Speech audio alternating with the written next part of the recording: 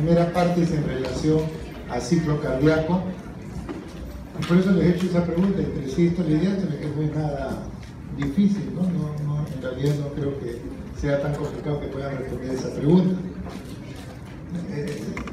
En el caso, por ejemplo, del ciclo cardíaco, en realidad no vale la pena querer memorizar cosas porque todo se puede deducir, pero siempre y cuando puedan ustedes ir conociendo ciertos detalles. Uno de los detalles más importantes es que para que se pueda mover la sangre en todo el sistema circulatorio, tiene que haber una gradiente de presión. Con ese solo concepto de saber que la sangre se mueve de más presión a menos presión, se puede entender parte de lo que es el ciclo cardíaco. Por eso digo, no, si no leen nada lógico acá van a escuchar, pero no lo van a poder ustedes razonar y piensan que esto es pura memoria. ¿Cómo nosotros vamos a entender el ciclo cardíaco? Si ustedes ven la imagen que ustedes encuentran en los libros del ciclo cardíaco, vamos a ver si esto funciona mejor, es esta imagen. Y en realidad tienen que manejar esa imagen, pero no es difícil. El problema está en que ahí superponen los fenómenos del corazón, tanto derecho como izquierdo, y lógicamente pues, uno viendo eso no lo va a entender. Pero uno empieza a separar y empieza a razonar, eso no es tan complicado. Y eso es lo que vamos a tratar de hacer, separar los fenómenos para que ustedes más o menos puedan ir entendiendo lo que es el ciclo cardíaco. Pues bien, ¿cómo definimos nosotros el ciclo cardíaco? Son todos aquellos fenómenos que se van a producir en el corazón cada vez que ese corazón genera un latido. De tal forma de que a través de este ciclo cardíaco lo que vamos a conseguir es finalmente que la sangre circule en todo el organismo. Más o menos nosotros tenemos 5 litros de sangre y esos 5 litros de sangre tienen que circular a través de este ciclo cardíaco. Pues bien, el corazón es un órgano eléctrico y para que este corazón funcione, este motor llamado corazón funcione, lo que necesita es que haya una orden eléctrica. La orden eléctrica es la que hace de que este músculo cardíaco que hemos estado hablando el otro día, pueda contraerse, fenómeno sistólico, o también pueda relajarse, fenómeno diastólico. Entonces, primero tiene que haber una orden eléctrica. Esa orden eléctrica lo que va a generar finalmente es que este músculo del corazón se contraiga o se relaje. Entonces, lo que vamos a tener como consecuencia de este fenómeno eléctrico es un fenómeno mecánico. El mecánico, ¿qué cosa va a hacer? Contracción en un sitio, mientras que el otro está en relajación. Entonces, en un sitio va a haber contracción, en otro va a haber relajación. Si hay contracción, probablemente la presión aumente, y si hay relajación, la presión esté menor. Si yo he creado por este fenómeno de contracción en relación a las otras partes del corazón que pueden estar en relajación, este cambio de contracción y relajación está generando, ¿qué cosa? Una gradiente de presión. En un sitio donde hay contracción hay más presión, en uno que no hay contracción hay menos presión, de tal forma que se va a generar un fenómeno hemodinámico que va a permitir que la sangre circule. Y cuando la sangre va circulando a través del corazón, en determinado momento se van a cerrar las válvulas. Se cerrará la válvula mitral, la válvula tricúspide, o también se abrirán válvulas. Cuando las válvulas se cierran van a producir un ruido. En el corazón hay básicamente 2 ruidos, el primer ruido cardíaco y el segundo ruido cardíaco. Entonces estos 2 ruidos, ¿qué se van a hacer? Fenómenos sonoros. Entonces en el ciclo cardíaco se van a generar una secuencia, pero que tiene que haber un orden. Primero hay una orden eléctrica que genera una respuesta mecánica de contracción o de relajación. Y como consecuencia de esta contracción o relajación se van a generar gradientes de presión que van a hacer circular la sangre, es decir, fenómenos hemodinámicos. Y cuando esta sangre va circulando por el corazón, en algún momento se cierran las válvulas y se va a producir un fenómeno sonoro. Fenómeno eléctrico, mecánico, hemodinámico y sonoro. Ese es el orden que nosotros debemos tener. ¿Estamos? Pues bien, para poder entender este ciclo cardíaco, lo que hay que ver es que este corazón permanentemente está bombeando la sangre. Los 5 litros que nosotros tenemos a nivel de volumen sanguíneo, esos 5 litros van a tener que circular en todo este sistema o aparato cardiovascular. Esa es la finalidad finalmente de este ciclo cardíaco, hacer que la sangre circule, transportando nutrientes, transportando oxígeno, transportando mediadores químicos. Entonces, este corazón tiene que trabajar, y normalmente un corazón pues late 70 latidos por minuto, es lo que tiene. Pues vean ustedes que eso se representa a través de casi 100.000 latidos que se suceden en un día. Y si eso ustedes lo empiezan a expresar en un año, vemos pues que el corazón tiene alrededor de 36 millones de latidos por año. Y para una persona más o menos de 70 años, su corazón ha latido durante su vida alrededor de 2.5 mil millones de veces o 2.5 billones de veces, ¿no? Como quieran hablarlo, pero esto es lo que el corazón permanentemente tiene que trabajar. ¿Para qué? Para asegurar que la sangre, que estos 5 litros de sangre puedan circular. Y entonces el corazón tiene dos fenómenos básicamente. Si ustedes recuerdan, la parte de contracción, que es la sístole, y la contraria, que viene a ser la relajación, así que la diástole. Entonces, fundamentalmente, el corazón, que tiene que bombear la sangre, lo hace a través del ventrículo.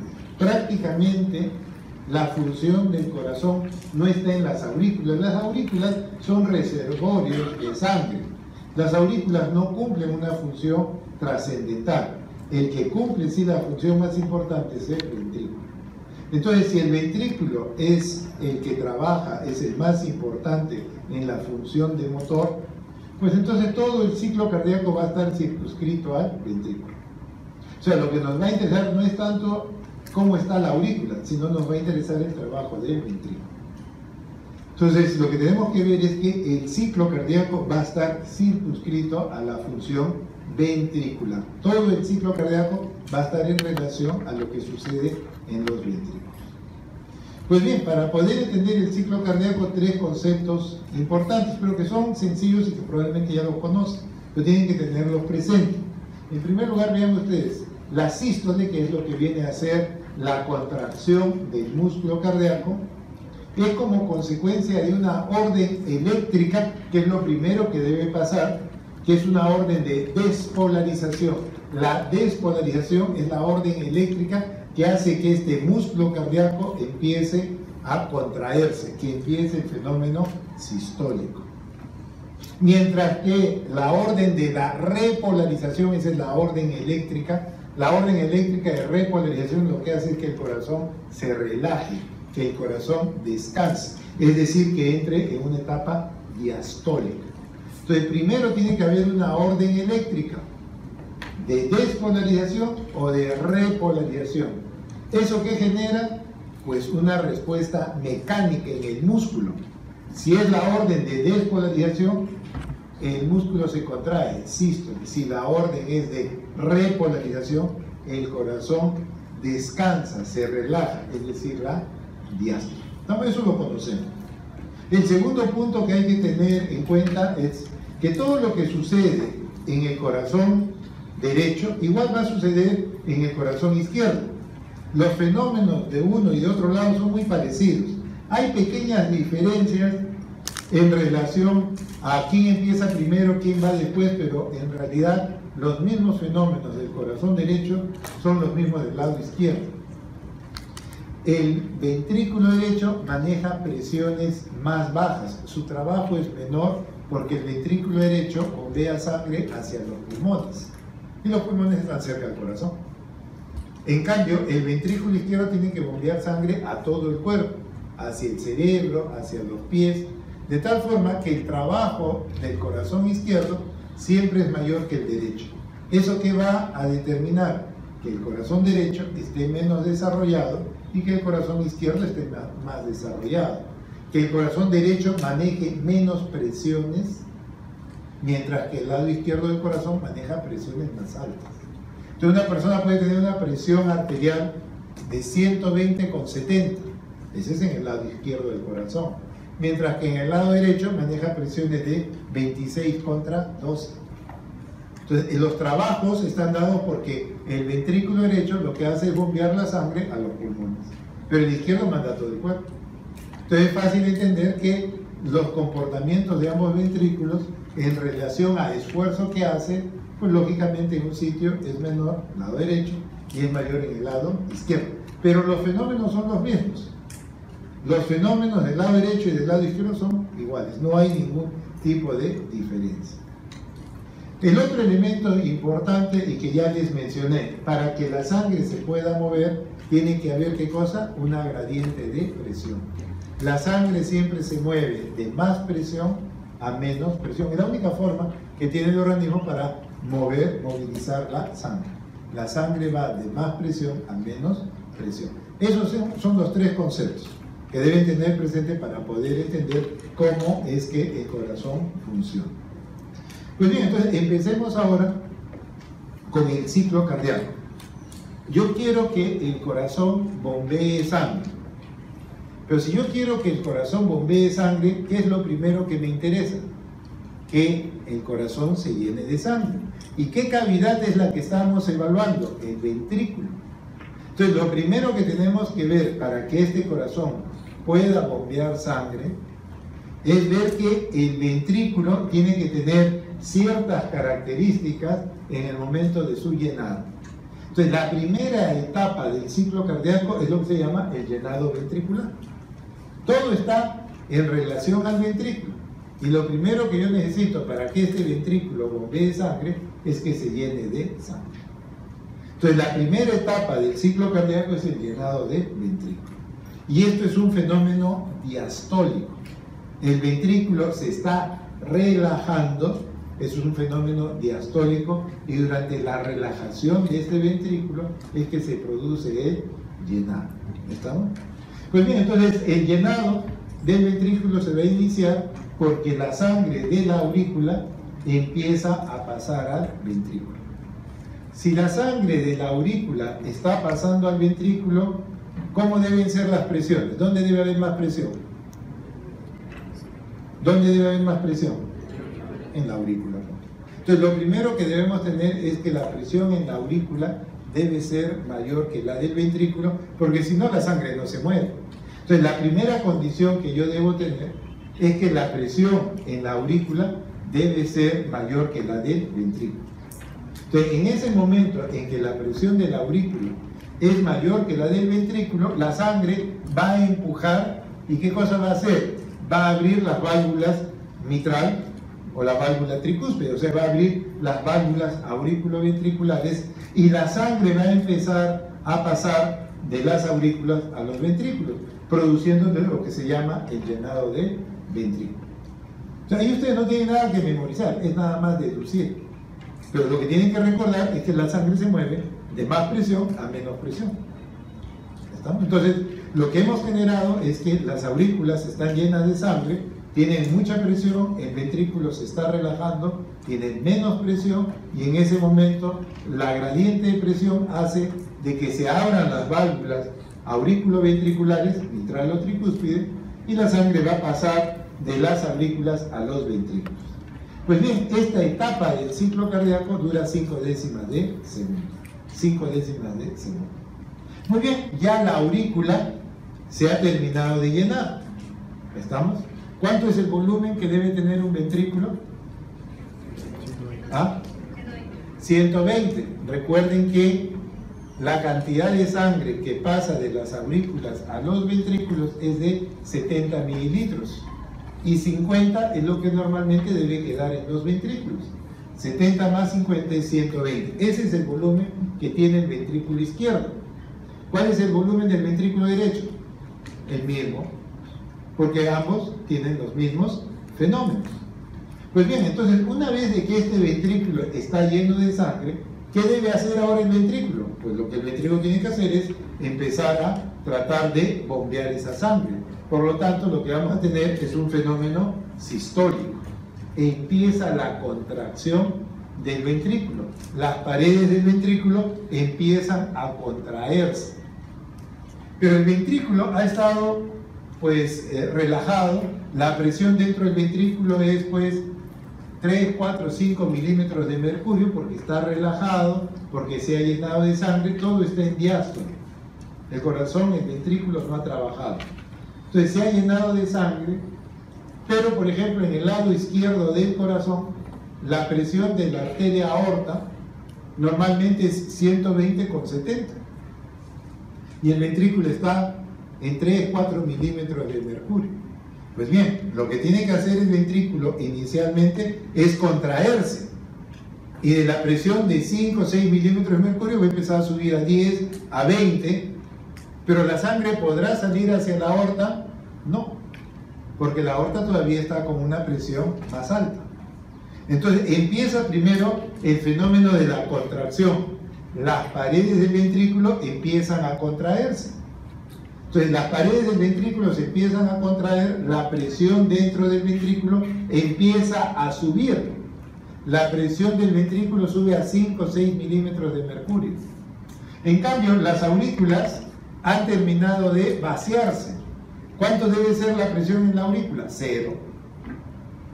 Y el ventrículo está con 5, 6, 7 milímetros de mercurio y la aurícula está en 0. ¿Qué debe pasar con la sangre? ¿Qué pasaría con la sangre? La sangre tiene que moverse de más presión a menos presión. Entonces el ventrículo va a tratar de ¿qué? De regresar hacia la aurícula. Pero al tratar de regresar, las válvulas mitral y tricúspide se van a cerrar herméticamente. ¿Por qué? Solamente por la gradiente de presión. Las aurículas se han terminado de vaciar, no tienen presión, los ventrículos están teniendo presión de 5, 8, 10 milímetros y las aurículas están casi en 0. Entonces la sangre va a hacer de que se mueva de más presión a menos presión, del ventrículo hacia las aurículas. Pero en ese momento que tratan de regresar, se van a cerrar las válvulas auriculoventriculares, se va a cerrar la válvula tricúspide o la válvula mitral. ¿Estamos? Entonces, ¿qué va a suceder? Esta sangre que está acá, que son 120 mililitros, ha tratado de regresar, pero se ha cerrado la tricúspide y se ha cerrado la mitral. ¿Podrá esta sangre que está en el ventrículo, por ejemplo en el lado izquierdo, poder salir hacia la aorta? Pues no, ¿por qué? Porque todavía está en 10, 15, 20 milímetros y la aorta está en 70. Entonces la cantidad de sangre que está acá, que ha entrado, ha tratado de regresar a la aurícula, pero se han cerrado la mitral y la tricúspide. Mientras tanto, este ventrículo no puede todavía sacar la sangre hacia las arterias porque las arterias todavía tienen mucha presión. Entonces, este volumen de sangre que está acá de 120 ha variado. Pues no, porque ni ha podido regresar a la aurícula ni todavía puede salir. Por lo tanto, el volumen de 120 sigue siendo 120. Entonces, esta etapa se denomina la fase de contracción isovolumétrica. ¿Por qué? Porque el volumen sigue siendo el mismo. Durante todo este periodo, el volumen no ha cambiado, sigue siendo 120 mililitros. Entonces, esto se llama la contracción isovolumétrica. Y es isovolumétrica porque la presión dentro de este ventrículo ha permitido de que ese volumen, si bien intentara regresar a la aurícula, no lo hiciera porque se cierra la mitral y la tricúspide, pero todavía no puede salir hacia las arterias porque todavía hay mucha presión. Entonces el volumen va a ser el mismo. Y no puede salir la sangre porque la presión ventricular todavía no alcanza al de la arteria. Entonces esta etapa es un fenómeno sistólico que se denomina de contracción isovolumétrica. El volumen sigue siendo 120. ¿Cuánto dura este periodo? 1/10 de segundo. ¿No? Dura 1/10 de segundo. Entonces el ventrículo ya empieza a contraerse para tratar de bombear la sangre. Pero como las arterias todavía tienen mucha presión y el ventrículo está empezando a contraerse, no logra todavía bombear sangre. Pero ya el corazón, ya el ventrículo entró en contracción y como el volumen sigue siendo constante, 120, a esto se llama contracción isovolumétrica. Muy bien, ¿qué va a seguir pasando con el corazón? Pues el corazón sigue contrayéndose y va a llegar un momento en que la presión del ventrículo supera al de las arterias. Y entonces lo que se va a producir es la eyección. Para que se produzca la eyección, ¿qué necesito? Que la presión en el ventrículo supere al de las arterias. Si no, la sangre no se puede mover. Entonces, lo primero que vamos a tener es que el ventrículo se sigue contrayendo y llega un momento en que la presión del ventrículo supera el de la arteria y en ese momento se van a abrir las válvulas sigmoideas aórticas y las sigmoideas pulmonares. Entonces, una vez que se abren las válvulas sigmoideas, la sangre va a pasar de los ventrículos hacia las arterias, ya sea la aorta o hacia la pulmonar. Y se está produciendo el fenómeno de la eyección, un fenómeno sistólico. ¿Cuánto dura la eyección? La eyección dura 2 décimas de segundo.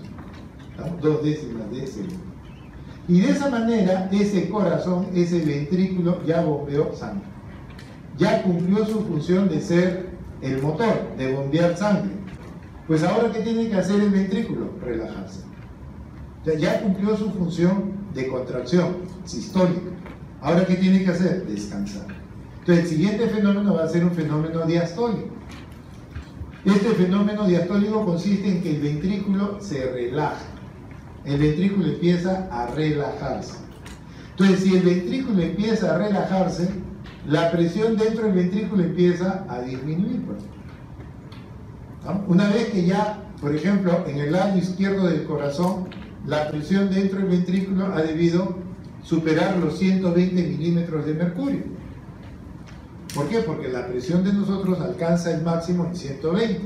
Entonces, la presión en el ventrículo, para poder sacar la sangre, logra que la sangre salga con una fuerza alcanzando 120 milímetros de mercurio. El ventrículo alcanzó 120 milímetros de mercurio y de esa forma la sangre salió. Pero una vez que el ventrículo ya cumplió su función de bombear sangre, el ventrículo se relaja y por lo tanto la presión del ventrículo empieza a caer. Ya no estará en 120, bajará a 100, a 80. Pero ¿cómo están las arterias en el lado, por ejemplo, de la aorta? La aorta tiene una presión de 120. Producto de esa sangre que ha salido con fuerza a 120 milímetros de mercurio, esa presión, esa fuerza está en la arteria. Pues bien, la presión en la arteria está en 120, producto de la salida de sangre. Pero ¿qué ha pasado con el ventrículo? Pues el ventrículo empieza a relajarse y la presión en el ventrículo ya no va a ser 120, va a empezar a ser 100, 80. Pero ¿cómo está la aorta? La aorta está en 120. Sí, pero el ventrículo está en 100, en 80. ¿Qué estoy generando? Una gradiente de presión. En la aorta hay más presión que en el ventrículo. ¿Qué debe pasar con la sangre? La sangre inmediatamente trata de regresar de la aorta al ventrículo. La sangre va a tratar rápidamente de regresar porque el ventrículo tiene menos presión, porque se está relajando. Entonces, al tratar de regresar, en ese momento se van a cerrar las válvulas sigmoideas aórticas o sigmoideas pulmonares. La sangre, al tratar de regresar, va a cerrar las válvulas sigmoideas aórticas y sigmoideas pulmonares. Entonces, vean ustedes, el ventrículo, como se empieza a relajar, la presión dentro del ventrículo empieza a disminuir y en comparación con las arterias tienen más presión y los ventrículos tienen menos presión en este momento. Y entonces la sangre va a tratar de regresar y al tratar de regresar se van a cerrar las sigmoideas aórtica y pulmonar. ¿Estamos? Entonces el corazón, a través de esta etapa del ciclo cardíaco, ha logrado bombear. ¿Cuánto bombea el ventrículo? 70. ¿Cuánto es lo que queda? 50. Entonces lo que va a quedar es 50 mililitros. En ese ventrículo hay 50 mililitros.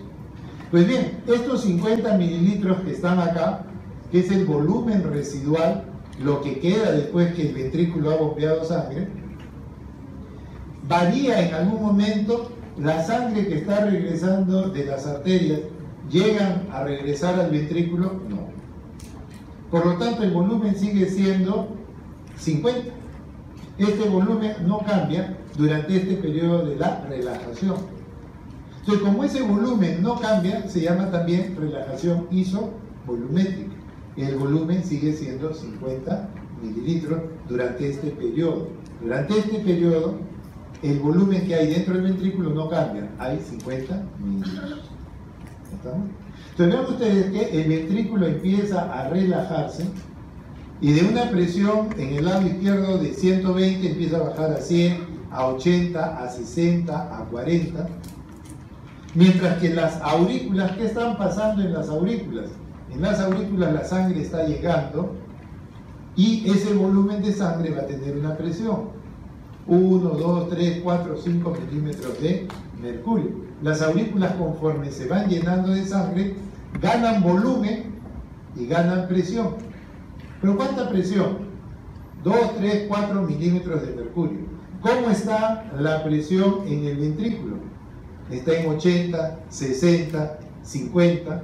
Todavía yo tengo mucha presión en el ventrículo, mientras que las aurículas recién, poco a poco, se están llenando de sangre. Y las presiones en las aurículas todavía es poca. Los ventrículos más bien están con presiones que están poco a poco disminuyendo en forma gradual, pero las aurículas todavía tienen menos presión. Pues bien, este periodo de la relajación isovolumétrica dura en el tiempo alrededor de 1/10 de segundo. Dura 1/10 de segundo. ¿Estamos? Y entonces, ¿qué va a pasar ahora con este ventrículo? El ventrículo hemos dicho que empieza a relajarse, la presión está en 80, 60, 40, está bajando la presión, tratando de llegar al cero. Nunca va a ser cero porque hay un volumen residual de 50 mililitros. Eso generará pues medio milímetro de mercurio de presión. Pero poco a poco la presión dentro del ventrículo está disminuyendo. Había alcanzado 120 en la eyección, bajará a 100, a 80, a 40, a 20. Y cuando ya está muy cerca de cero, porque siempre hay un volumen residual, las aurículas, mientras tanto, han estado poco a poco llenándose de sangre y empezarán a tener 2, 3, 4 milímetros de mercurio. Entonces llegará un momento en que las aurículas ya están con 6, 7 milímetros de mercurio en la aurícula, producto de la sangre que está llegando a estas aurículas, y el ventrículo ya está en 10, 5, y conforme va llegando al cero, las aurículas se están llenando y tienen 6, 7 milímetros de mercurio, y entonces lo que va a pasar es que la presión del ventrículo empieza ya ahora a ser menor que el de la aurícula. Y en ese momento en que la presión del ventrículo es menor que el de la aurícula, lo que va a suceder es que al generar esta gradiente de presión, las aurículas tienen más presión que en el ventrículo, se van a abrir las válvulas auriculoventriculares y nuevamente estamos iniciando el fenómeno de llenado. Y ya hemos empezado el fenómeno de llenado. Entonces ya hemos dado la vuelta al ciclo cardíaco. ¿Estamos? No hay mucho que memorizar, es deducir nada más lo que va sucediendo. ¿Estamos? Entonces eso es el ciclo cardíaco. El corazón primero, el ventrículo, que es el que nos interesa, se tiene que llenar de sangre y después tiene que bombear. Pues bien, entonces vean ustedes que el corazón tiene su sístole, que se inicia con la contracción isovolumétrica. ¿Cuánto dura la contracción isovolumétrica? 1/10 de segundo. Después se continúa con la eyección. ¿Cuánto dura la eyección? 2/10 de segundo. De tal forma que la sístole, el trabajo del corazón, el trabajo ventricular, ¿cuánto dura? 3/10 de segundo. 3/10. De ahí viene la diástole, que se inicia primero con una relajación isovolumétrica. ¿Cuánto dura la relajación? 1/10. 1/10 de segundo. Y después se continúa con el llenado. El llenado tiene 3 momentos. El llenado del ventrículo tiene primero un llenado rápido, después sigue un llenado lento o diastasis, acá está repetido, llenado lento, y finalmente se continúa con la contracción auricular. ¿Estamos? El ventrículo se llena en 3 momentos. Primero es el llenado rápido, después viene el llenado lento y finalmente la contracción auricular. Pues bien, Entonces, este corazón que tiene que trabajar y tiene que llenarse de sangre, lo hace en un momento que es la diástole. Y la diástole ventricular tiene una primera etapa, que es lo que se denomina la relajación isovolumétrica. ¿Cuánto dura? Una décima. Después tenemos el llenado ventricular rápido, el lento o diastasis y la contracción auricular. ¿Cuánto dura el llenado ventricular? ¿Cuánto era? 5 décimas. ¿Cuánto dura la diástole ventricular? 6 décimas. O sea, vean ustedes, el corazón trabaja 3 décimas y descansa 6 décimas. El corazón trabaja 1/3 de su tiempo es sístole y 2/3 es diástole. ¿Estamos? Entonces vean ustedes, el llenado del ventrículo tiene 3 momentos: el llenado rápido, el llenado lento y la contracción auricular. ¿Por qué se produce este llenado rápido, lento y contracción auricular? Pues lo que vamos a ver, el llenado del ventrículo se produce primero por una gradiente de presión. Las aurículas están llenas de sangre, tienen una presión de 6-7 milímetros de mercurio. El ventrículo prácticamente está casi en cero. Nunca es cero porque hay un volumen residual. ¿De cuánto? 50 mililitros. Que genera una presión más o menos de medio, máximo 1 milímetro de mercurio. Entonces, la gradiente de presión, cuando se inicia el llenado del ventrículo, es más o menos 6 contra casi 0. Entonces, esa diferencia de presión de 6 contra casi 0 hace que rápidamente la sangre pase de la aurícula al ventrículo. Pero conforme la aurícula se va vaciando, conforme la aurícula pierde volumen, también pierde presión.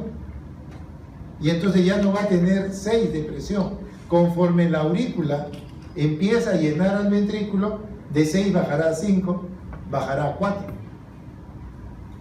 ¿Y el ventrículo qué hace? El ventrículo recibe volumen y recibe presión. Entonces, si bien al principio hay una gradiente de 6 contra casi 0, conforme la aurícula se va vaciando y el ventrículo se va llenando, la gradiente, ¿qué sucede? Se acorta. Y va a llegar un momento en que la gradiente entre la aurícula y el ventrículo va a ser 4 contra 3. La gradiente de presión va a ser 4 contra 3. En ese momento la velocidad de la sangre disminuye y se va a producir lo que se llama el llenado lento.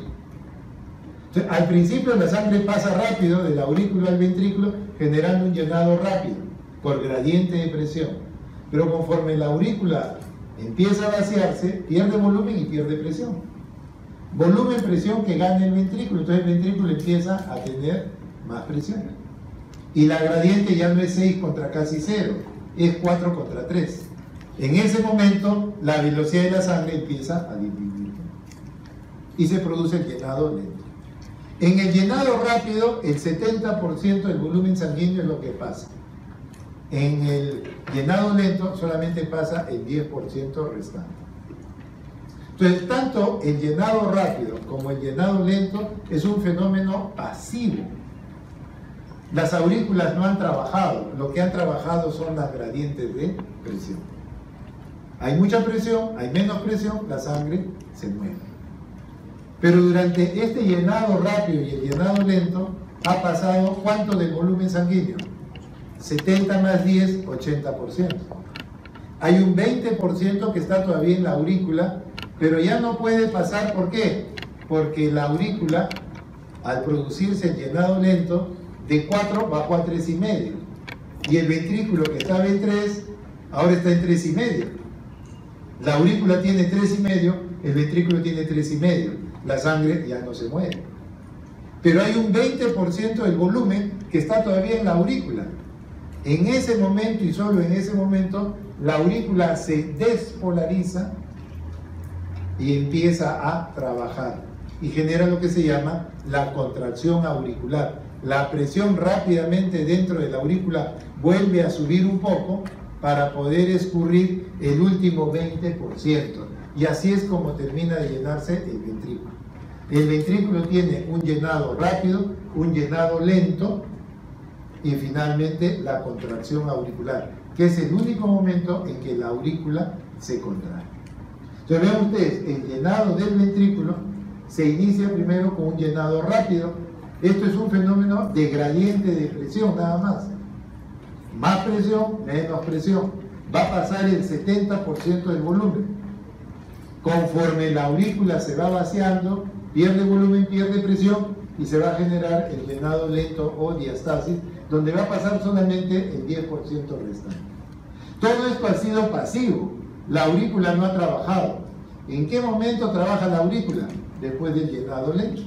Tiene todavía 20% del volumen sanguíneo y entonces lo que tiene que hacer ahora la aurícula es activarse, despolarizarse, generar una contracción, una sístole auricular para escurrir el 20% restante.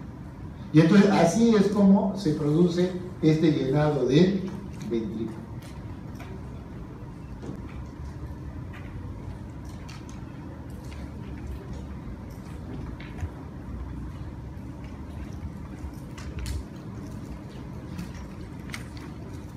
Ahí tienen las tres etapas del llenado del ventrículo. Pues bien, cuando el corazón bombea sangre, cuando el ventrículo bombea sangre, también pasa algo parecido. Al principio la sangre sale con mucha fuerza porque hay una gradiente muy alta. Pero conforme la sangre va saliendo, el ventrículo empieza a perder volumen, pierde presión. Entonces, en el ventrículo también vamos a tener lo que se llama una máxima eyección, en donde el 70% del volumen sale en forma rápida, con mucha fuerza, pero conforme esa sangre del ventrículo va saliendo, el ventrículo pierde fuerza, pierde presión, pierde volumen. Entonces, así como hay una máxima eyección, hay una eyección reducida. Hay una eyección reducida, en donde finalmente va a salir el 30% restante. Entonces, así como hay un llenado rápido, lento y contracción auricular, producto de gradientes de presión, acá durante la fase de eyección vamos a tener una máxima eyección y una eyección reducida. Entonces, si nosotros vemos el ciclo cardíaco de otra manera, acá vamos a tener la fase de llenado. Vamos a tener la fase de llenado en donde el ventrículo que tenía 50 mililitros, pues se llena hasta tener 120. La presión dentro del ventrículo casi no cambia, porque el volumen y la presión que se maneja en ese momento son presiones bajas. Pero una vez que el ventrículo está totalmente lleno, empieza el fenómeno de la contracción. Y para que se produzca la contracción tiene que haber un fenómeno sistólico. Entonces, poco a poco lo que vamos a hacer es que, producto de esta contracción isovolumétrica, y se llama isovolumétrica porque la presión dentro de este ventrículo empieza a crecer, pero el volumen no cambia. El volumen sigue siendo el mismo, 120. Entonces, este es el periodo de la contracción isovolumétrica. El volumen sigue siendo constante. La presión dentro del ventrículo, que está en 5 o 6 milímetros de mercurio, empieza y trata de alcanzar en el lado izquierdo del corazón la presión por encima de 70 milímetros de mercurio que tiene el ventrículo y la arteria aorta en el momento de la diástole. Pues bien, poco a poco yo tengo que ir alcanzando y superarlo. Y una vez que lo supero, genero el fenómeno de la eyección. Entonces, en la eyección yo voy a bombear los 70 mililitros y me voy a quedar con 50. En ese momento el ventrículo se relaja, pierde fuerza, pierde presión, el volumen sigue siendo el mismo, no cambia, el volumen sigue siendo 50 mililitros. Por eso se habla de una relajación isovolumétrica. Relajación isovolumétrica. Entonces, ese es el ciclo cardíaco visto de otra manera. Visto de otra manera, en donde relacionamos volúmenes con presiones. La diferencia está que en el lado izquierdo del corazón alcanzamos una presión de 120,70. En el lado derecho del corazón se alcanza una presión de 26/12, que es lo que tiene la presión en la arteria pulmonar. Pues bien, entonces vamos a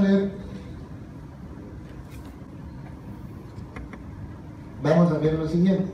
El fenómeno sistólico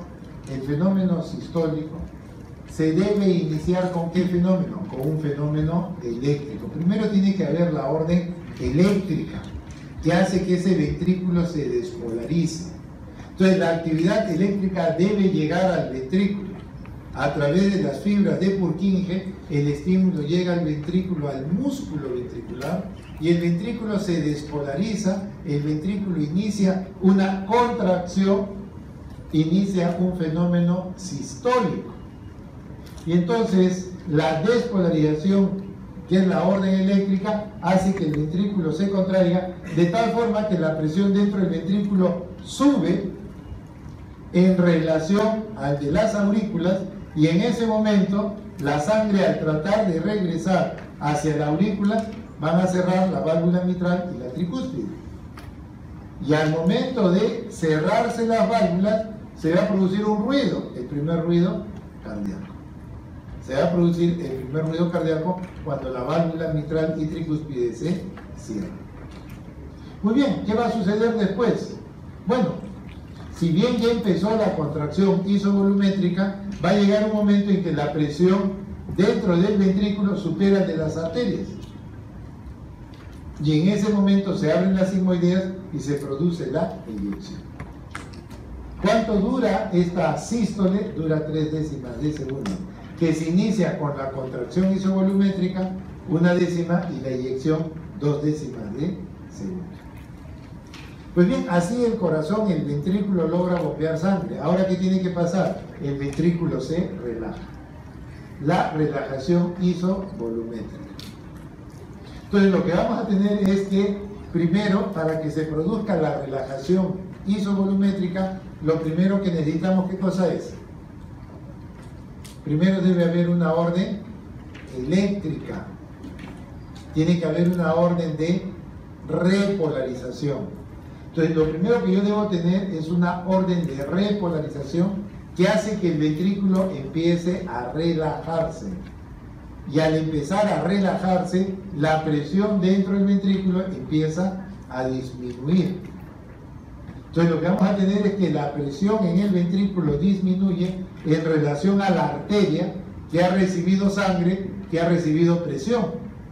En ese momento, las arterias tienen más presión que el ventrículo y la sangre va a tratar de regresar.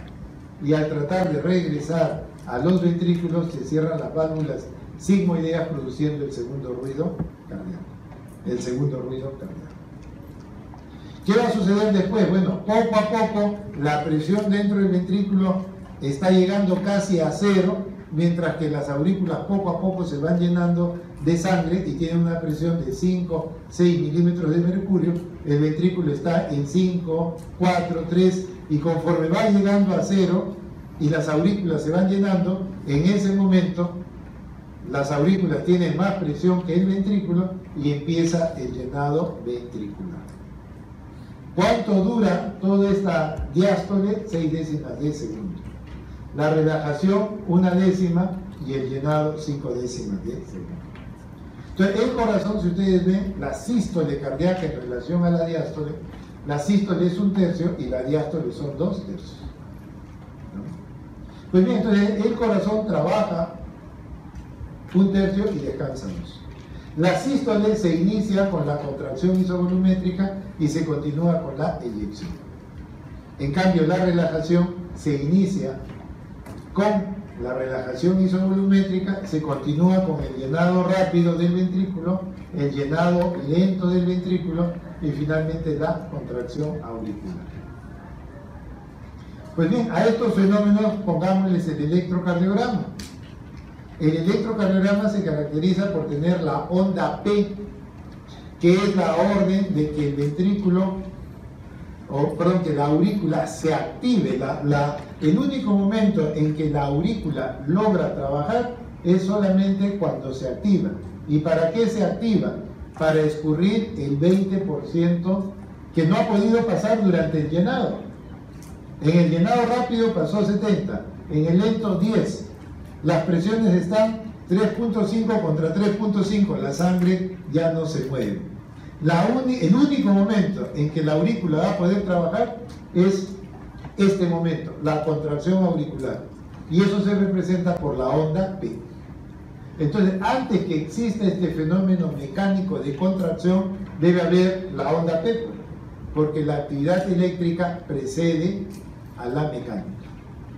Después vamos a tener que la sístole del ventrículo se precede a través del complejo QRS. El complejo QRS es la activación del ventrículo. Y finalmente, el que da la orden para que el ventrículo se relaje es la onda T. Entonces, la onda T tiene que estar precediendo los fenómenos diastólicos. Recuerden, la actividad eléctrica precede a la mecánica. ¿Dónde debe estar la onda P? Antes que la aurícula se contraiga. ¿Dónde debe estar el QRS? Antes que el ventrículo se contraiga. ¿Dónde debe estar la onda T? Antes que empiece la diástole ventricular. Entonces estamos correlacionando la actividad eléctrica con la actividad mecánica del corazón. Pues bien, si bien vemos esta correlación de la actividad eléctrica y mecánica, ahora hay que ver la parte hemodinámica, es decir, las presiones que hacen que finalmente la sangre se mueva. Pues bien, la presión dentro del ventrículo sube durante la sístole. Al principio, durante la contracción isovolumétrica, la presión que estaba entre 5 o 6 milímetros de mercurio, producto del llenado ventricular, la presión rápidamente empieza a subir 50, 80, 100 y va a alcanzar su máximo momento en la eyección, alcanzando 120 milímetros de mercurio. Una vez que el ventrículo ya ha bombeado sangre, el ventrículo, ¿qué tiene que hacer? Relajarse, de tal forma que en la relajación la presión empieza a disminuir. Producto de la relajación, la presión dentro del ventrículo trata de disminuir y llegar a cero. ¿Podrá llegar a cero? No. ¿Por qué? Porque hay un volumen residual. ¿Cuánto es el volumen? 50 mililitros. ¿Eso qué determina? Bueno, una presión de medio o 1 milímetro de mercurio. Muy bien, eso es la relajación. La presión cae ya casi a cero y en ese momento se produce el llenado. Llenado rápido, 70%, llenado lento, solamente el 10%, y finalmente un 20% que va a pasar en la contracción auricular. Entonces, la presión dentro del ventrículo empieza a subir producto del llenado rápido, producto del llenado lento y finalmente con la contracción auricular. ¿Y de ahí qué empieza? Empieza nuevamente la sístole. Entonces estamos correlacionando ¿qué cosa? Fenómeno eléctrico, mecánico y hemodinámicos, fenómenos que se van a producir de esa manera. Y cuando las válvulas se cierran, cuando la válvula mitral y tricúspide se cierra, se van a producir ruidos. El primer ruido cardíaco es cuando se cierra la válvula mitral y la válvula tricúspide. Y el segundo ruido se produce cuando se cierra la válvula sigmoidea aórtica y la pulmonar. Entonces ya tenemos primer ruido y segundo ruido, fenómeno sonoro. Entonces vean ustedes por un lado que tenemos primero el fenómeno eléctrico, la actividad eléctrica. La onda P precede la contracción auricular, el complejo QRS precede la sístole ventricular y la onda T precede a la diástole ventricular. Fenómeno eléctrico, fenómeno mecánico, fenómeno hemodinámico y finalmente fenómeno sonoro. Fenómeno sonoro. Entonces vean ustedes que eso es lo que va a pasar en el corazón y lo único que ustedes tienen que hacer es comparar los fenómenos derechos con los izquierdos. ¿Dónde está la diferencia? La única diferencia está en la presión. La presión que alcanza el ventrículo izquierdo, 120,70. El ventrículo derecho, 26/12. Después el resto es el mismo. Después ese. Entonces, este ciclo cardíaco que ustedes ven, este ciclo cardíaco, lógico, no lo pueden entender fácilmente porque están montados fenómenos izquierdos con fenómenos derechos. Entonces, lo que tienen que hacer es lo mismo, pero separado, porque recuerden que lo que pasa en el corazón derecho igual va a pasar en el corazón izquierdo. Entonces, yo voy a tener acá mi actividad eléctrica, mi onda P antes de la contracción auricular, mi QRS antes de la sístole y mi onda T antes de la relajación. ¿Qué voy a agregar ahora? Pues bueno, lo que quiero poner, por ejemplo, son las curvas del volumen. ¿Cuánta sangre se mueve en la aurícula? Pues bueno, la sangre que se mueve en la aurícula no es muy difícil de entender. Esto no lo copien, solamente mírenlo porque está en los libros. La aurícula, ¿en qué momento termina de vaciarse? ¿En qué momento termina de vaciarse? Al final de la contracción auricular. Entonces, al final de la contracción auricular, el volumen que tiene la aurícula, ¿cuánto es? 0. Y la aurícula, una vez que ha terminado de vaciarse, ¿qué hace? Empieza a ganar volumen. Empieza a llenarse, las aurículas empiezan a llenarse y terminarán antes de que la aurícula empiece el llenado del ventrículo. La aurícula está en 0. Poco a poco empieza a recibir sangre de las venas y alcanza su tope de 70 mililitros al final y justo antes de empezar a llenar el ventrículo. Entonces, de acá la curva sube hasta alcanzar 70 mililitros y una vez que empieza el llenado del ventrículo, la aurícula, ¿qué hace? Pierde volumen rápidamente, sigue perdiendo, pero en menor velocidad, y final termina de escurrirse con la contracción auricular. O sea, la curva es bien fácil, la curva sube hasta 70 y después cae. ¿Cómo es la curva del volumen del ventrículo?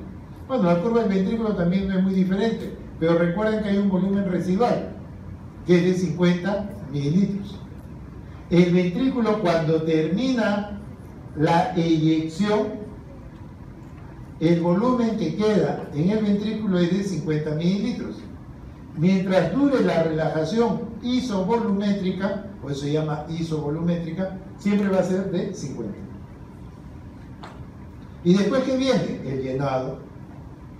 Entonces, si yo empiezo como ventrículo a recibir volumen, mi volumen empieza a subir rápidamente, llenado rápido, en menor cantidad en el llenado lento, y finalmente con la contracción auricular. ¿Qué volumen recibo? 70. Más los 50 que tenía, yo debo estar acá en 120.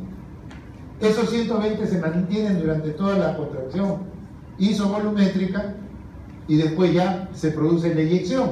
Empiezo a perder volumen hasta finalmente quedarme con 50. Es nada más seguir la secuencia. Yo no estoy memorizando nada, solamente estoy siguiendo el razonamiento.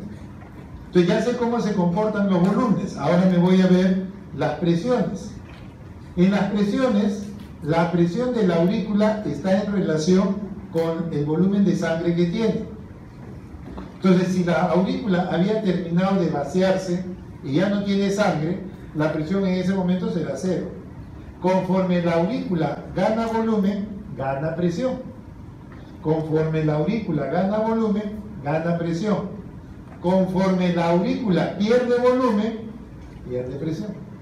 Nada más, es fácil entender las curvas de volumen y presión en la aurícula. ¿Por qué? Porque uno traduce lo mismo que el otro. Conforme la aurícula ha terminado de vaciarse, se quedó en 0, la presión es 0. Empieza a llenarse, empieza a recibir volumen, empieza a recibir presión. Presiones bajas, 5 o 6 milímetros de mercurio, no más. Conforme la aurícula empieza a vaciarse y llena el ventrículo, pierdo volumen, pierdo presión. Y finalmente, la contracción auricular, como ya la sangre no se puede mover, la aurícula se despolariza, se produce la contracción y la presión ligeramente sube. ¿Cómo está la curva de la presión del ventrículo? La del ventrículo prácticamente es muy baja, casi en cero. Terminada ya la relajación isovolumétrica, trata de llegar a cero, nunca llega a cero porque hay un volumen residual. Y después, pues producto del llenado rápido, del llenado lento y de la contracción auricular, más o menos llega a tener 5 milímetros de mercurio. De allí empieza la contracción isovolumétrica, tratando de igualar y superar la presión que está manteniendo la arteria. Y entonces la presión sube dentro del ventrículo y en el momento en que supera el de la arteria se produce la eyección y después ya se relaja. Entonces, si ustedes lo ven separado, eso se entiende. El querer agregar ya los fenómenos derechos encima no tiene sentido porque si lo hacen por separado es más fácil de entender. Entonces, esto es lo que viene a hacer el ciclo cardíaco. Y a estos fenómenos eléctricos, mecánicos y hemodinámicos hay que agregar el sonoro. El primer ruido cardíaco por el cierre de la mitral y la tricúspide, y el segundo ruido cardíaco producto del cierre de la sigmoidea aórtica y pulmonar. ¿No? Eso es lo que viene a hacer el ciclo cardíaco. En realidad no es tanto que memorizar, es nada más tratar de deducir con ciertos patrones las gradientes de presión y que la sangre se puede mover necesariamente de más presión a menos presión.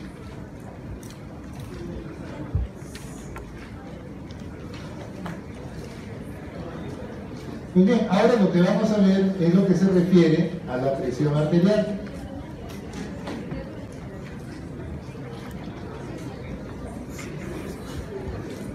Hay 300 de euros. ¿Qué es lo que representa la presión arterial? La presión arterial es la fuerza que ejerce la sangre que pasa a través de las arterias. Entonces tiene que haber acá un equilibrio entre el contenido de las arterias, que es la sangre, y el continente, que son las paredes arteriales. Pues bien, la sangre ejerce una fuerza, una presión sobre las paredes, que es lo que viene a ser la presión arterial. La historia de la presión radica pues en los investigadores ingleses que primero trataron de evaluar la presión y lo que hacían era a los animales colocarles un tubo de vidrio para ver hasta dónde se elevaba la presión. Así es como empezó la historia, hasta que esto era un método cruento, se encontró y se creó este esfigmomanómetro, que es lo que se utiliza ahora para registrar la presión, que es el de Riva-Rocci. Riva-Rocci es el que crea este dispositivo, que es lo que hasta ahora todavía se utiliza, a pesar que hay nuevas versiones digitales, pero el principio siempre sigue siendo el mismo.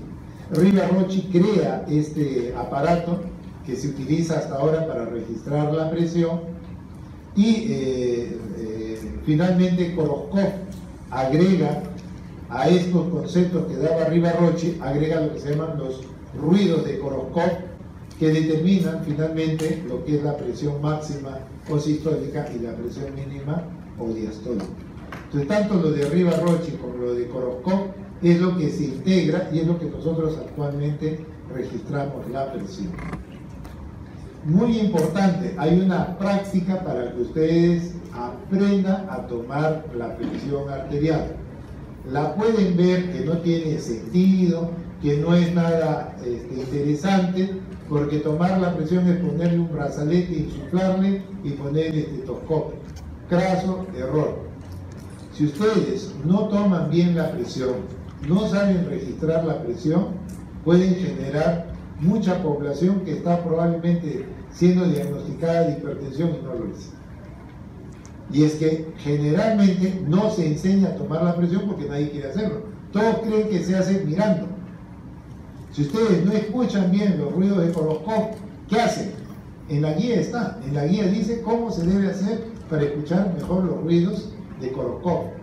Que tomar la presión no es poner el estetoscopio, sino primero un método complementario que es palpatorio y auscultatorio.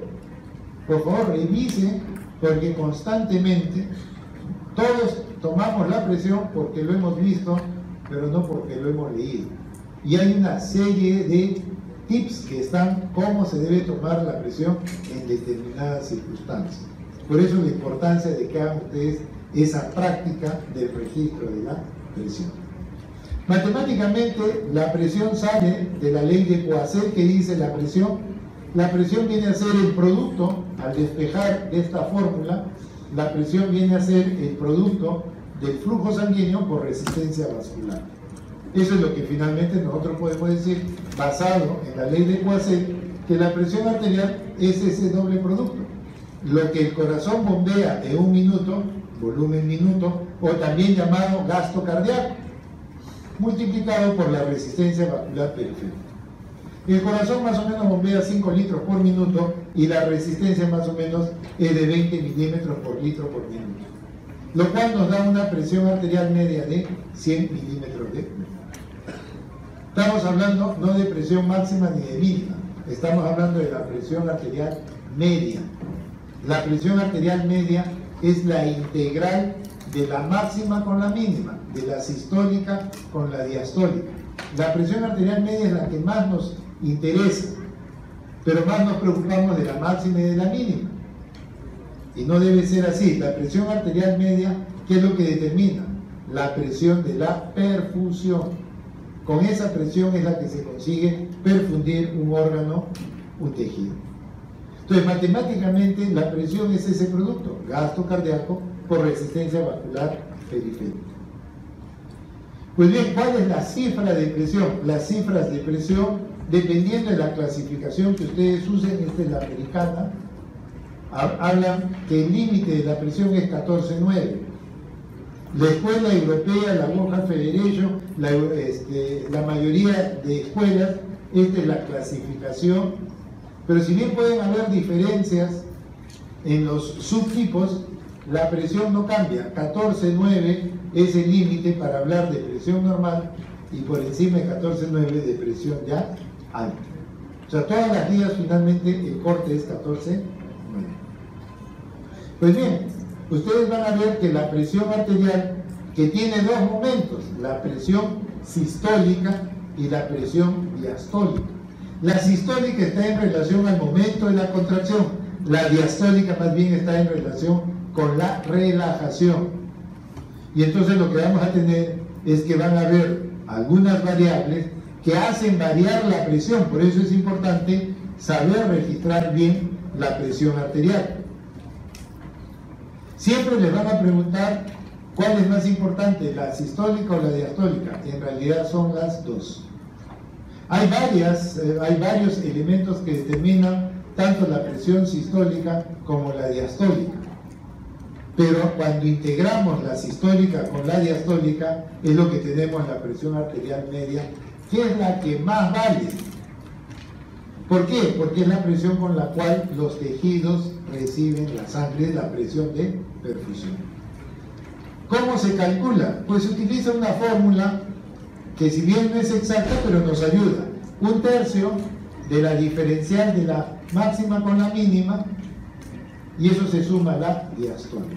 Esa es la presión arterial media, que debe estar entre 90 a 100 milímetros de mercurio.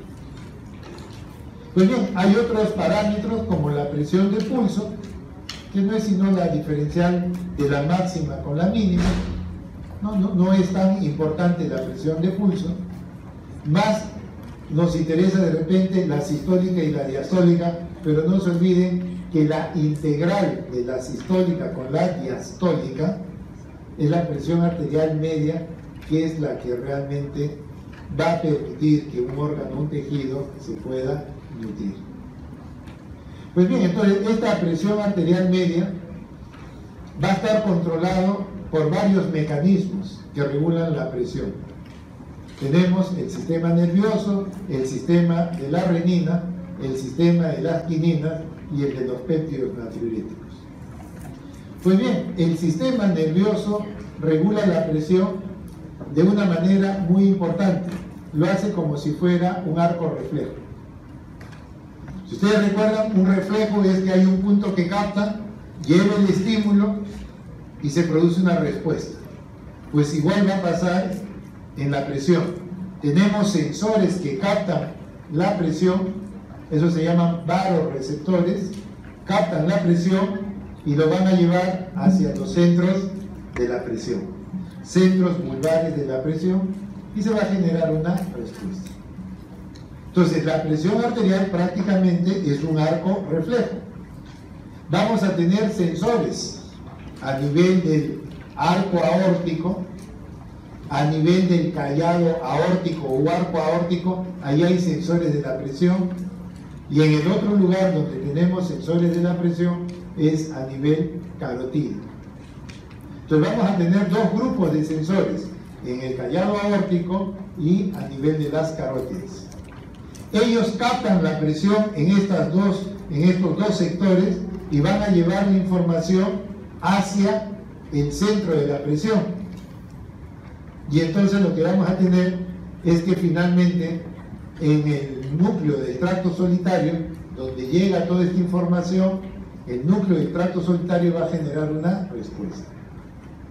Si por algún motivo la presión ha bajado, los sensores, los varoreceptores, van a llevar la información hacia el núcleo del tracto solitario y le van a avisar que la presión ha bajado.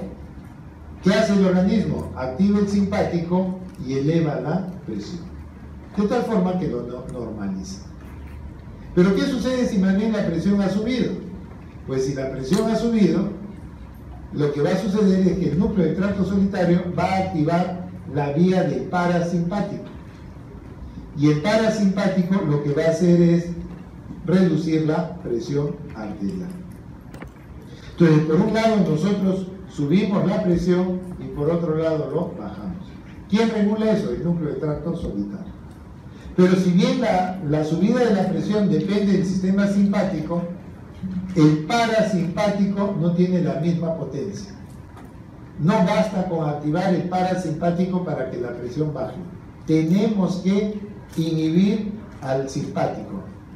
Y para eso se activa el núcleo del área caudo-ventrolateral para que pueda inhibir al simpático y pueda finalmente controlar la presión. La reducción de la presión no es suficiente con el parasimpático, hay que inhibir al simpático. Entonces, de esta manera, pues, nosotros vamos a tener que el sistema simpático y parasimpático controla y regulan la presión. Y para poder controlar y regular la presión, lo hacen a través de mensajes, la norepinefrina, la acetilcolina. La norepinefrina tiene receptores. Hay dos tipos de receptores, los receptores alfa y los receptores beta. A través de estos receptores alfa y beta, la presión es controlada o regulada por el sistema simpático. Entonces vean ustedes que nosotros vamos a tener receptores alfa y receptores beta. Tenemos receptores alfa y tenemos receptores beta. De todos estos receptores, alfa y beta, lo que nos interesa para la presión son los receptores alfa 1, que van a generar vasoconstricción. Y eso eleva la presión. Y por otro lado, los receptores beta 1, que están en el músculo cardíaco y que hacen que este corazón trabaje con mayor fuerza y que la presión se eleve. Entonces, el sistema simpático funciona a través de los receptores alfa 1, que están en las arterias, y beta 1, que están a nivel del músculo cardíaco. Entonces, a través de este sistema adrenérgico elevamos la presión porque cerramos los vasos sanguíneos, vasoconstricción, sube la presión, a nivel del corazón aumentamos la fuerza del motor, sube la presión, y hay un tercer mecanismo, liberamos renina. El sistema simpático, el sistema adrenérgico, hace que se libere renina. Y la renina tiene que ver con el sistema renina-angiotensina, que lo vamos a ver más adelante. Entonces vean ustedes que el sistema simpático va a regular la presión a través de la actividad adrenérgica simpática y la va a reducir a través de la vía parasimpática, que es el opuesto a la adrenérgica. El otro mecanismo que tiene que ver con la regulación de la presión es que a nivel de los riñones el sistema adrenérgico hace que se libere renina. Y la renina participa ya de otra manera en el control de la presión. El sistema renina-angiotensina está dado fundamentalmente a nivel del glomérulo. Si ustedes tienen a este nivel la arteriola aferente, acá yo tengo el glomérulo y la arteriola eferente, en este nivel se encuentra lo que se llama el aparato yuxtaglomerular. Se llama yuxtaglomerular porque está al costado del glomérulo. Yuxta, al costado del glomérulo. Pues bien, este aparato yuxtaglomerular lo que hace es liberar renina. Y la renina favorece activar a la angiotensina y la angiotensina eleva la presión. Entonces estamos viendo lo que es el sistema renina-angiotensina. ¿Por qué liberamos nosotros renina? La renina se libera por tres mecanismos. El primer mecanismo está dado por la presión en la arteriola aferente. Si la presión en la arteriola aferente disminuye, inmediatamente liberamos renina para que la presión suba. Si a nivel de la arteriola aferente, la presión disminuye, inmediatamente liberamos renina para que la presión suba. Por otro lado, a nivel del aparato yuxtaglomerular hay receptores beta 1 del sistema adrenérgico. Cada vez que el sistema adrenérgico se activa, estimulará esos receptores beta 1 y hará que el riñón libere nuevamente renina. Segundo mecanismo para elevar la presión a través de la renina es por la estimulación beta 1. Tercer mecanismo está dado por el sodio a nivel de la mácula densa, que está también en el aparato yuxtaglomerular. Cada vez que el sodio disminuye en la mácula densa, inmediatamente liberamos renina para subir la presión. Entonces ven ustedes que este sistema renina-angiotensina, que se inicia a nivel de riñón liberando renina en el aparato yuxtaglomerular, esa renina sale a la sangre y encuentra al angiotensinógeno producido por el hígado y lo transforma en angiotensina 1. Esa angiotensina 1 avanza por los pulmones y hay una enzima que se llama la ECA, enzima convertidora de angiotensina, que transforma angiotensina 1 en 2.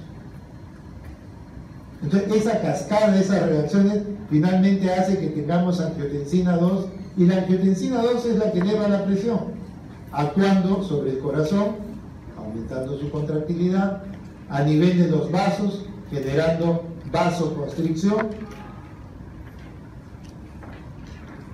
y a nivel de riñón, reteniendo sodio y agua. Entonces, el sistema renina-angiotensina va a hacer finalmente que tengamos angiotensina 2, que ese es un poderoso elemento vasoconstrictor, aumenta la fuerza contráctil y hace que el riñón retenga sodio y agua. Y entonces este sistema renina-angiotensina va a generar una serie de cambios que van a propiciar ¿qué cosa? Por un lado, el aumento del volumen sanguíneo, por otro lado, el aumento de la resistencia vascular y finalmente una mayor contractilidad. Eso es lo que vamos a tener. Por un lado, se incrementa el volumen sanguíneo, por otro lado, se produce aumento de la resistencia vascular y finalmente aumentamos el inotropismo. Como consecuencia de eso, la presión tiende a subir. Como consecuencia de esos tres elementos, la presión tiende a subir. Pues bien, hay un tercer elemento que es el sistema de las quininas o bradiquininas. Bueno, las quininas lo que van a hacer es lo siguiente. La bradiquinina es un poderoso vasodilatador. La bradiquinina es un poderoso vasodilatador. Hace de que la presión baje. Entonces la bradiquinina, así como la angiotensina 2 eleva la presión, la bradiquinina es un mecanismo que regula la presión y cuando ella está activa genera vasodilatación, por lo tanto va a bajar la presión arterial. Es un mecanismo contrario al sistema del sistema renina-angiotensina. Entonces la bradiquinina es un poderoso vasodilatador. Es un poderoso vasodilatador de tal forma que la presión tiende a bajar. Y finalmente el cuarto mecanismo es el de los péptidos natriuréticos. Su nombre lo dice. ¿Qué hace el péptido natriurético? El péptido natriurético hace que el sujeto orine. Y si yo orino, mi presión empieza a bajar. ¿Por qué? Porque estoy perdiendo volumen. Cada vez que el corazón se congestiona, cada vez que dentro del corazón se produce una retención de sodio y agua, cada vez que hay congestión en el corazón, inmediatamente el corazón produce un péptido, porque su estructura es péptido. Es un péptido que va a actuar en el riñón, generando natriuresis, y a eso se llama péptido natriurético auricular. Entonces, el péptido natriurético auricular lo que va a conseguir finalmente es de que este corazón se descongestione, baje el volumen sanguíneo. A través de este péptido natriurético el sujeto empieza a orinar, y entonces lo que vamos a ver, lo que vamos a conseguir es finalmente,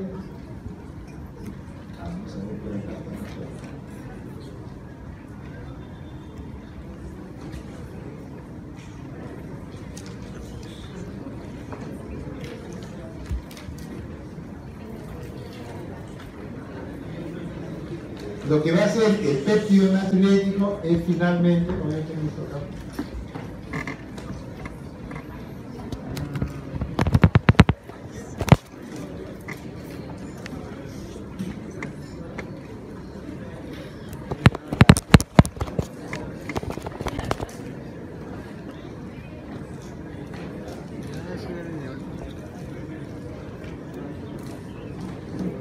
cada vez que el corazón se congestiona, cada vez que la presión sube dentro del aparato cardiovascular, vamos a liberar los péptidos natriuréticos. ¿Qué hace el péptido natriurético? Lo que va a hacer fundamentalmente es que el sujeto orine. Si yo orino, boto volumen y mi presión empieza a bajar. Recuerden que la presión es gasto cardíaco por resistencia. Pero no solamente el péptido hace que el sujeto orine, también genera vasodilatación y también secundariamente inhibe la actividad simpática. Por eso es que el péptido natriurético también regula la presión.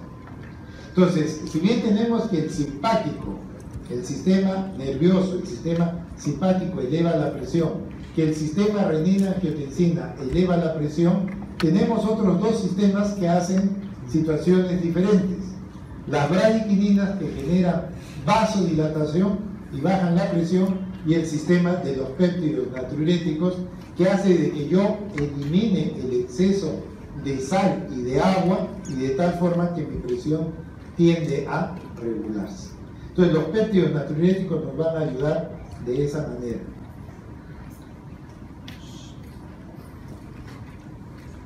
Entonces esos son los mecanismos por el cual los péptidos natriuréticos van a bajar la presión. Su principal mecanismo es la natriuresis. Pues bien, entonces ya hemos visto los 4 mecanismos que regulan la presión. Bien, con eso pues vamos a terminar la clase del día de hoy, más bien con el delegado para ver una manera, porque esto va demasiado lento y hay que buscar una manera. Yo traigo mi computadora, pero necesito una conexión para poder pasar. Si no, vamos a perder. El día de mañana empezamos 1/4 para las 12. Por si acaso, el día de mañana, sábado, en vez de empezar a las 12, el salón lo tenemos desde 1/4 para las 12. Vamos a empezar a esa hora. El delegado, a ver si vemos alguna manera de conectar de otra forma. ¿Cuál llega tarde, doctor?